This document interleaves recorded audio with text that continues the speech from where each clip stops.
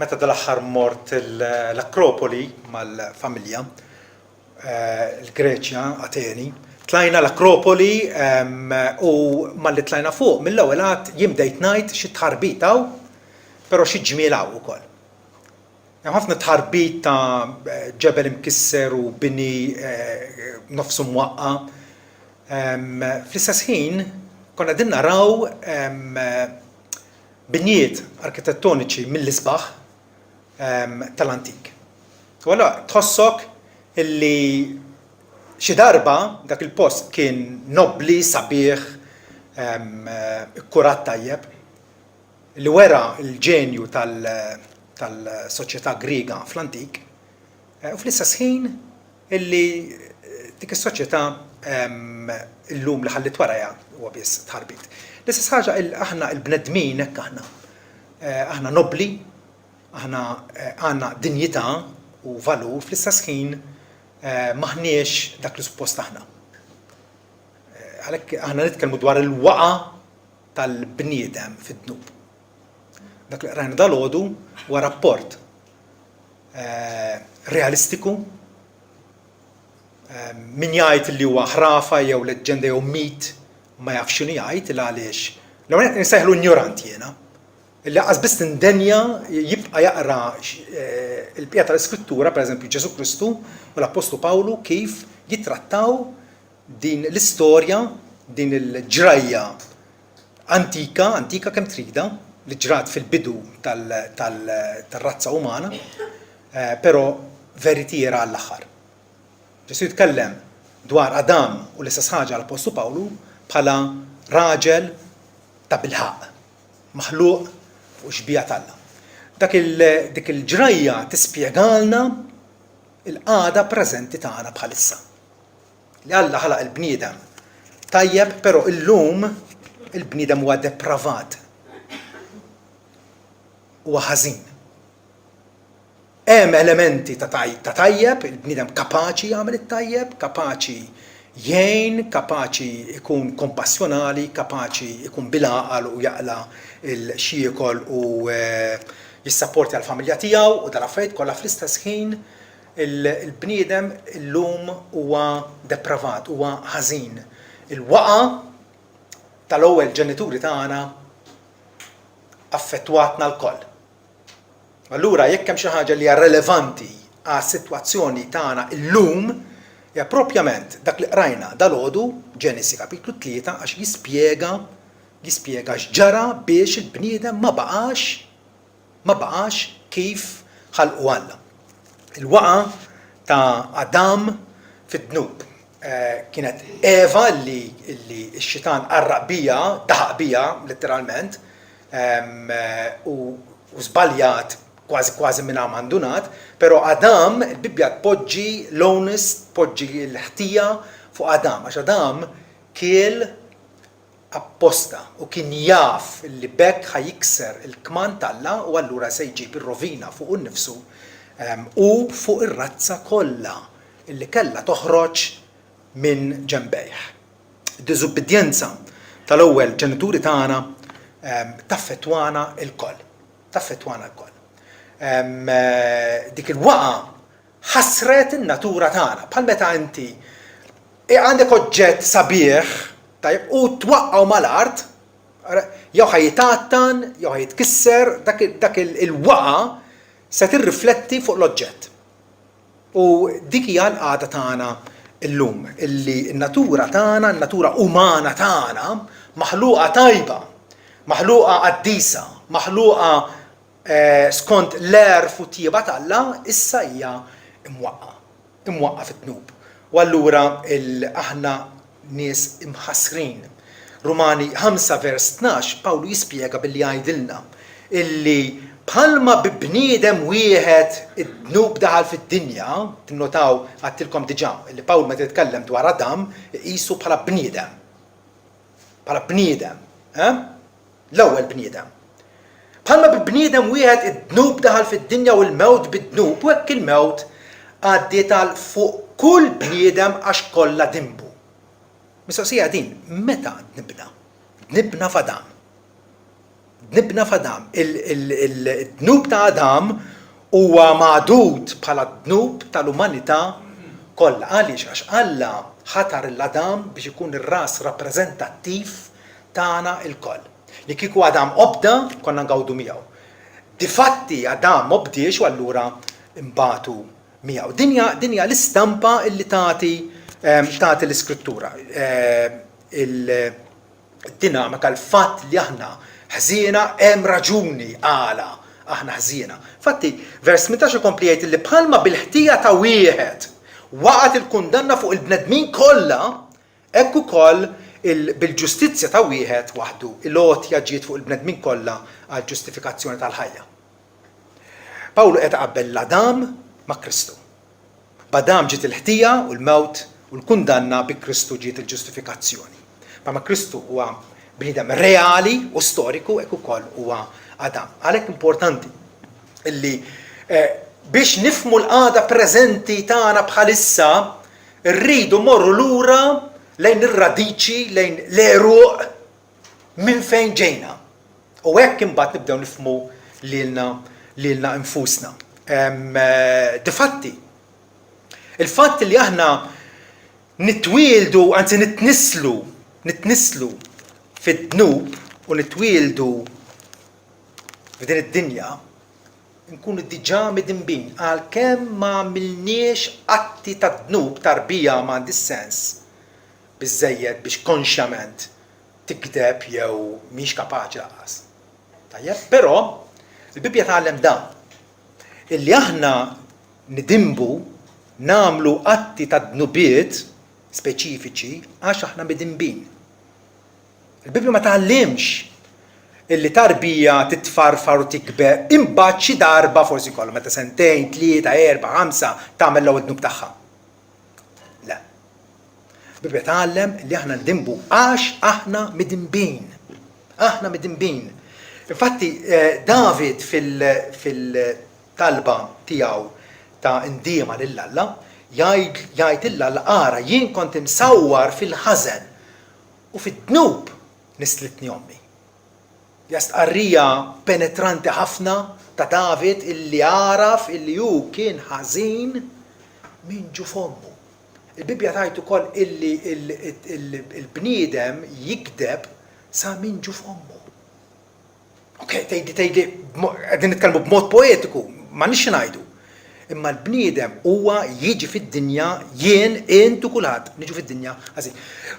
Efesin 2 vers 3 jgħidilna li aħna konna minn natura u li tilgħada bl-istess bħall-oħrajn. Minn natura ġifieri ma nistgħux nagħmlu mod ieħor. Bħalma l-ilma minn natura tiegħu ixarrab. Vera jew le? U n-nar minn natura tiegħu jaħraq. Hekk ukoll aħna l-bnedmin minn natura Pawlu jgħidilna konna uliet il-għadab. Ġifieri id-dispjaċir tal-Alla kien fuqna minħabba diżubbidjenza tagħna, inkluż it-trabi. Għalhekk tarbija ġieli jmutu trabi. Il-Bibja tirraġuna illi d-dnub daħal fid-dinja u l-mewt bid-dnub. Ix-xitan ġarrab lill-ewwel ġenituri tagħna. L-ewwel ġenituri tagħna introduċew id-dnub fid-dinja u d-dnub introduċa l-mewt. U l-mewt taffettwa lil kulħadd imqar tarbija. Għax l-umanità kollha hija imwaqqa fid-dnub. Allura il-mistoqsija fil-katekiżmu ta' Heidelberg li jmiss hija din, ma allura ninsabu tant korrotti, aħna tant ħżiena li maħniex kapaċi totalment nagħmlu kwalunkwe ħaġa tajba u ninsabu mixħutin jew inklinati lejn kull ħażen u tweġiba hija iva. Ekku,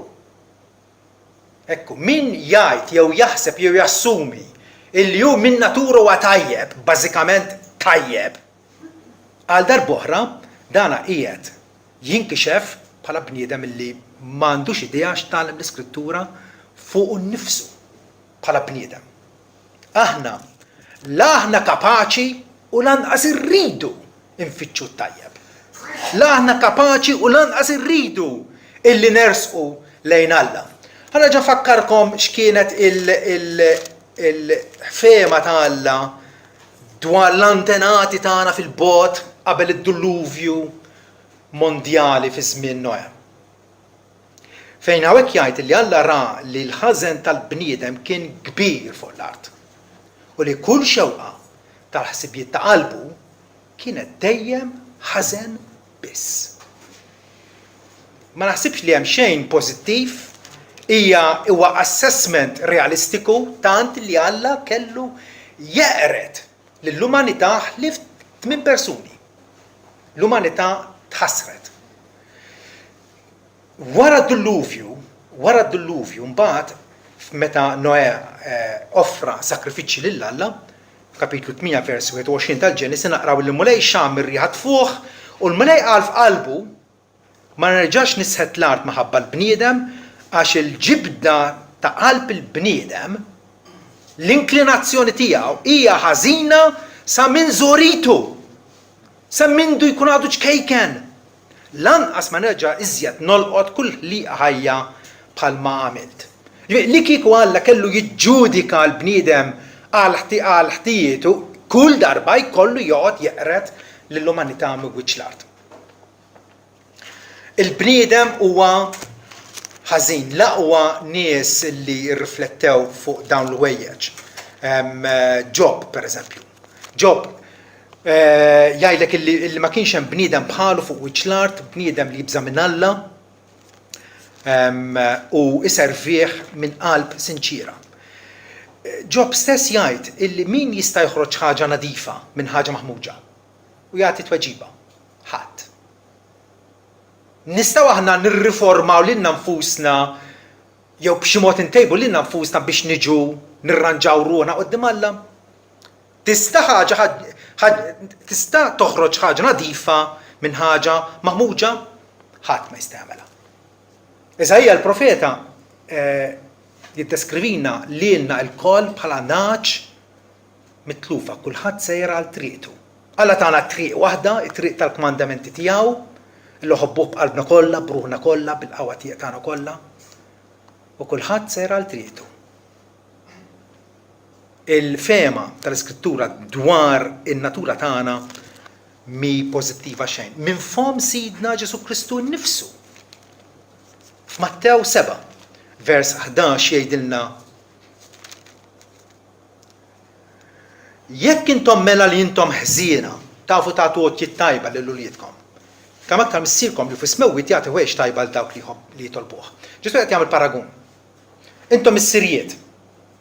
U għavolja intom ħżiena u għallu dak huwa l-aġġettiv prinċipali li Ġesu għaże biex jiddeskrivi lilna l-koll. Għavolja aħna mis-sirjiet illi nistinkaw għal-familja, illi nitħabtu biex nagħmlu l-familja ma jonqosha xejn, u għallu qegħdin nagħmlu dawn l-atti tajbin, Ġesu xorta waħda jgħid jekk intom li intom ħżiena. Tafu tagħtu għotjiet tajba, l-fatt li kultant tagħmel is-sewwa tagħti għotjiet tajba dawk li jiġu minnek, dawk li ma jeżis għalik, ma jfissirx b'daqshekk illi inti tajjeb. Din hija l-opinjoni, il-fema ta' Sidna Ġesu Kristu. U ftit iktar tard infatti jgħid li siġra tajba ma tistax tagħmel frott ħażin. Lanqas siġra mħassra ma tista' tagħmel frott tajjeb. Siġra mħassra ma tistax. Hija impossibbli għalija li tipproduċi frott tajjeb. Huwa xenarju negattiv. Però l-Iskrittura tkompli tgħid illi iva ta' bilħaq maħniex kapaċi u lanqas irridu onestament illi nservuh il-Alla. Pjuttost naħarbu minnu għall-inqas Alla li huwa ħajju veru, l-uniku Alla ħajju veru. Il-bida ma jridx jabbieħ. Però il-Katekiżmu jkompli jgħid illi s-soluzzjoni tinsab biss fil nkunu mwielda mill-ġdid bl-ispirtu ta' Alla. Nistgħu nkunu reliġjużi ħafna u nies miżmumin fuq iċ-lidejn u nies li s-soċjetà għandha l-aqwa opinjoni tagħha dwarna bħalma kien Nikodemu u Ġesu xorta waħda Nikodemu meta mar feċċu bil-lejl biex jitkellem miegħu Ġesu marlu dritt fuq il-kwistjoni li hu kien nieqes minnha. Għallu tassew ngħidlek jekk wieħed ma jitwilidx mill-ġdid, ma jistax jara s-saltna talla. Laqqas biss jista' jifhem illi hemm saltna talla, illi teżisti s-saltna talla. U mbagħad jgħidu jekk wieħed ma jitwilidx mill-ġdid, jekk wieħed ma jitwilidx mill-ilma u mill-ispirtu, ma jistax jidħol fis-saltna talla. It-tama illi l-Bibja tagħtina hija l-intervent ta' Alla fil-qalb tagħna mhux fl-atti esterni illi kultant nagħmlu t-tajjeb. Ma jfissirx blas kana tajbin. Irid ikun hemm operazzjoni, dik l-operazzjoni misterjuża l-Bibja sejħilha it-twelid mill-ġdid, u li huwa x-xogħol ta' Alla l-Ispirtu Santu illi għamilna ħlejja ġodda fi Kristu Ġesu. Is-sabiħa hija din illi xi Kristjani jaħsbu illi huwa int illi titwieled mill-ġdid bix-xogħol tiegħek, tittamel xi ħaġa, tittemmen jew tindem jew Le. Al kuntrarju, ma tistax tindem, ma tistax temmen fi Kristu jekk ma tkunx imwieled mill-ġdid. Din jeħtieġ li nifhmuha. It-twelid mill-ġdid huwa att tal-grazzja ta' Alla fuqna u fina. U dik hija t-tama. It-tama tagħna tinsab biss fil-ħniena esklusiva tagħna. Ġwanni jibda l-Vanġelu tiegħu difatti billi jgħid illi dawk kollha li laqgħuh lil Ġesu Kristu tom l-awtorità li jsiru li Alla li dawk li jemmnu f'ismu li twieldu mhux mid-demm, mhux għax il-ġenituri tiegħek kienu Kristjani awtomatikament inti tkun Kristjan, mhux mid-demm, lanqas mir-rieda tal-ġisem, ġifieri bl-isforz uman tiegħek, lanqas mir-rieda tal-bniedem għax xi ħadd ieħor jagħmel xi ħaġa fuqek, jew jiddeċiedi li int issir Kristjan, le, imma twieldu minn Alla. It-twelid mill-ġdid huwa x-xogħol tal-Ispirtu Santu illi jagħtina ħajja ġdida, illi għamilna aċċettabbli quddiem Alla. Jekk hemm apostlu jew awtur tat-Testament ġdid illi jafas ħafna fuq il-valur tal-opri tajba minnu, ġagbu l-apostlu ġvera, ġagbu l-apostlu. Illi jgħidilna li l-fidi mingħajr opri mejta bħalma l-ġisem mingħajr ruħ huwa mejjed u jisħaq ħafna fuq il-valur u l-importanza tal-opri tajba, pero fil-bidu tal-ittra tiegħu ġagbu jgħidilna illi huwa bir-rieda tiegħu, bir-rieda t'Alla illi wilidna bil-kelma tal-verità. Aħna għandna twelid ġdid fis-saltna t'Alla bir-rieda tiegħu. Kienet id-deċiżjoni tiegħu skont il-ħniena tiegħu Alla ħaż mhux hekk. Għaliex għax kieku mhux hekk, ħadd ma jiddeċiedi illi jasal Alla, ħadd ma jfittillu, ħadd ma jobsor illi jista imur għand Alla bidu fidu, jew bil-qawwa tiegħu. Aħna ninsabu dipendenti totalment fuq il-ħnija t'Alla. Mistoqsija oħra mill-katekiżmu l-mistoqsija li jmiss, allura Alla ma jimxiex magħna b'inġustizzja filli jiddomanda minn għandna affarijiet li maħniex kapaċi nagħmlu? F'kelma waħda. U nifhmuha din, Alla qed jitlob magħna l-impossibbli vera? Qed jitlob minna l-impossibbli. Pereżempju Ġesu jgħid, kunu mela intom perfetti bħalma missiekom fis-smewit huwa perfett. Jew ħobb il-mulaq tiegħek bħalbek kollha pruħek kollha li evidentament, ovvjament, qatt ma minnija. Alla mhux inġust allura li qed jitlob minna affarijiet impossibbli. Hija xi ħaġa assurda tidher illi Alla jitlob minni biex nindem meta m'għandix il-kapaċità li nindem. Jew li nemmen fi Kristu meta il-Bibja tgħid infisha, il-Bibja tgħid illi huwa don ta' Alla, huwa moti għalikom minħabba Kristu li temnu fih. Mistoqsija tajba, mistoqsija brillanti u vera. Alla mhix magħna b'inġustizzja filli jirrikjedi fil-liġi tiegħu dak li maħniex kapaċi nagħmlu, u tweġibi laqgħax xejn. Laqgħax xejn. Ftakru fl-Akropolis. Jekk mur għatenu titla l-Akropolis tgħidilli xi tħarbit, imma l-Akropolis ma kienx dejjem hekk. L-Akropolis ma kienx dejjem hekk, kien hemm jiem fl-antik net meta kien sabiħ. Issa apparti li kien tuża għal reliġjon pagana ma' din illustrazzjoni. Tajjeb, għadin ngħidu li bniedem mhux minn dejjem kien ħażin. Inħalaq tajjeb wisq. Salamun fil-ktieb tiegħu tal-Ekklesjasti jgħidilna ara dan biss sibt mill-investigazzjonijiet kollha li jagħmel. Salamun jasal għal il-konklużjoni li Alla ħalaq il-bniedem dritt imma l-bnedmin ifittxu ħafna tgħawwiġ. U allura ta' min hija l-ħtija? Hija tal-bniedem, mhux vera. Alla ħalaq il-bniedem dritt. Vera għaw problema hawnhekk li Alla ħalaq il-bniedem dritt u ħafna nies jispjegaw imbagħad imma Alla ippermetta. Bħalissa ma qed jiġi nhar Terba u qegħdin nagħmlu dan l-istudju pjuttost diffiċli fuq id-digriet Alla li Alla iddetermina minn qabel x'għandu jsir. Però qegħdin nitalmu wkoll li fl-aħħar mill-aħħar il-bniedem meta jagħmel id-dnub jew il-ħażen huwa kompletament ħtija tiegħu. Allura ħanerġgħu naffermaw illi iva Alla ħalaq il-bniedem tajjeb ħalqu dritt, però il-bniedem żvija. Il-bniedem minġarrab mix-xitan taħt il-forma ta' serb tajjeb qarraq b'Eva u daħħal din ir-rovina illi llum il-ġurnata mhux biss naraw b'għajnejna immissuha wkoll b'idejna.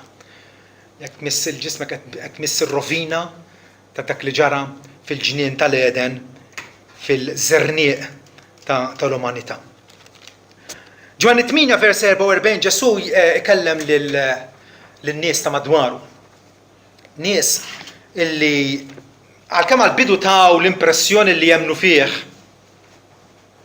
Finalment urew illi kienu qed jopponuh u ma kienux qed jaċċettaw il-kelma tiegħu. Allura Ġesu finalment jgħidilhom intom u li tmissierkom ix-xitan u x-xewqat ta' missierkom tridu tagħmlu dak kien qattil mill-bidu ma qatx fil-verità għax m'hemmx verità fih. Meta jgħid gidba jitkellem minnu nnifsu għax huwa giddieb u missier il-gideb. Ġifieri Alla huwa ġust u tajjeb, ħalaqna tajbin, ħalaqna fuq xbija tiegħu.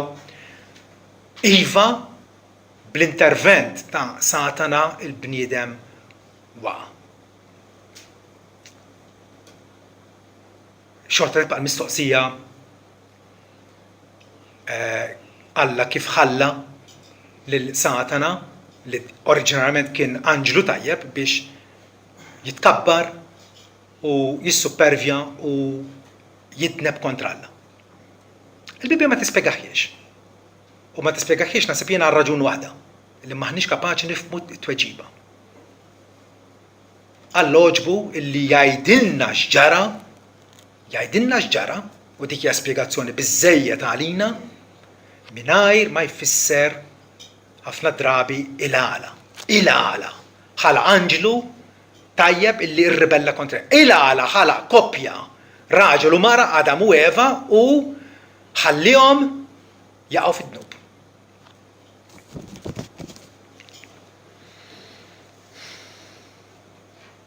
Allura, skont il-ġustizzja ta' Alla, jistħoqilna l-kastig kemm f'did-dinja u għal dejjem ikompli jgħid il-katekizmu. Jekk naraw dan l-assessment tal-Bibja dwarna nfusna li aħna midinbin, illi tbedna minn Alla, illi ma rridux nafu bih. Tajjeb, allura jistħoqilna l-kastig.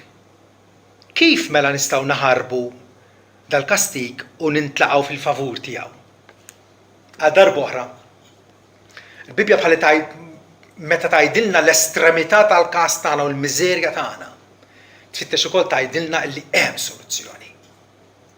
Illi hemm tweġiba, hemm tama għal dawk illi jridu t-tama. Alla jgħidilna l-katekizmu, Alla jirrikjiedi li l-ġustizzja tiegħu tkun sodisfatta dilgħu ħaġa. Alla ma jagħmel xejn biex isalvana fil-waqt li hu ma jibqax ġust. Alla dejjem huwa ġust. U kull ħaġa li jagħmel hija ġusta. Infatti minn żmien Mosè Esodu 23 vers 7 isimgħu dal-prinċipju żomm ruħek il-bogħod minn kliem il-gideb u toqtolx lil minu blaħtija u ġust, għax jien ma naħfirx lil ħati. Kliem Alla. Alla qed jgħid jien ċertament ma naħfirlux lil ħati. Imma hemm tama. Fis-sens illi il-ħtija tagħna Alla oġbu ipoġġija fuq ibnu Ġesu. It-tieni Adam. Adam l-ewwel wieħed ġab il-mewt, it-tieni Adam ġab il-ħajja. Għalhekk id-domandi tal-ġustizzja tiegħu jeħtieġ ikunu sodisfatti għal kollox minna nfusna jew inkella minn ħadd ieħor. U min hu dan ħadd ieħor? Huwa s-sostitut tagħna. Dak illi miet minn flokna fuq is-salib. L-istess Iżajja li jgħid li aħna l-koll bħal naċ intlifna. Kulħadd sera għal triqtu. Ikompli biex jgħid. Imma l-mulej tafa' fuqu il-ħażen tagħna l-koll. Ta' dawk kollha li jħossu li jafu li huma ħati quddiem Alla u kundannati. Alla tafa' il-ħtija tagħna fuqu. U dik hija tama illi tippreżentanna l-Iskrittura. Rumani 8.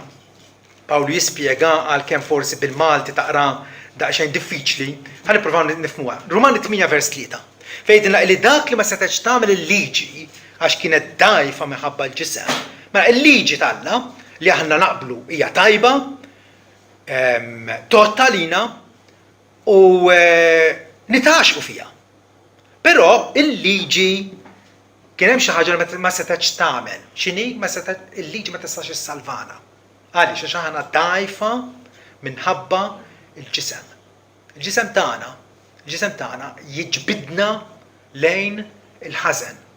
Allura Alla billi bat liben tiegħu innifsu f'xebħ ta' ġisem ta' dnub u għad-dnub ikkundanna d-dnub fil-ġisem.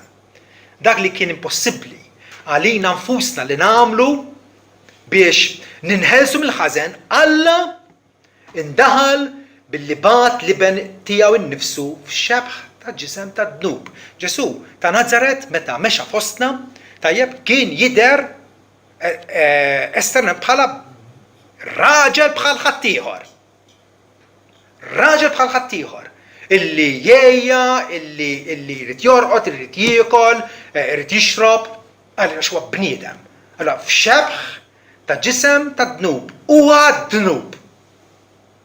Ġesu sar bniedem għad-dnub, jiġifieri biex finalment joffri sakrifiċċju tiegħu innifsu minħabba d-dnubit tagħna. Dik kienet il-missjoni tiegħu li hu kien jafa mill-bidunet. Illi hu ma ġiex biex ikun moqdi ma biex jaqdi biex jagħti ħajtu fidwa għal ħafna. U allura Alla batu biex ikun offerta għad-dnub u allura ikkundanna d-dnub fil-ġisem. Alla ikkundanna d-dnub fil-ġisem ta' Ġesu Kristu. Meta kien mistu fuq is-salib, id-dnub tiegħi li issa nemmen nafda fi Kristu bħala l-uniku tama tiegħi għall-ġenna, id-dnub tiegħi huwa kkundannat. Dak id-dnub li kien jikkundanna lili, issa huwa kkundannat mislub mas-salib. Mislub mas-salib. Pietru bi kliem aktar sempliċi jgħid hu nnifsu, Ġesu nnifsu.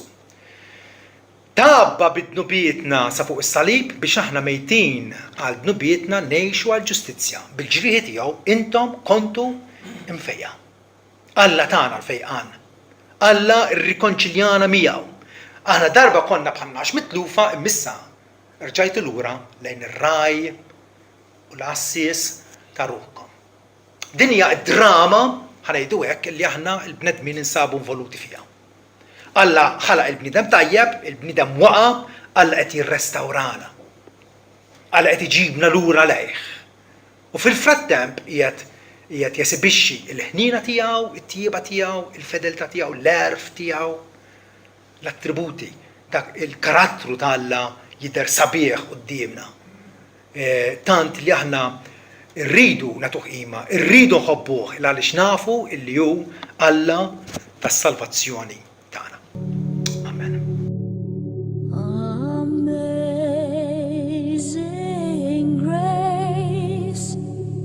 Sweet the sound that say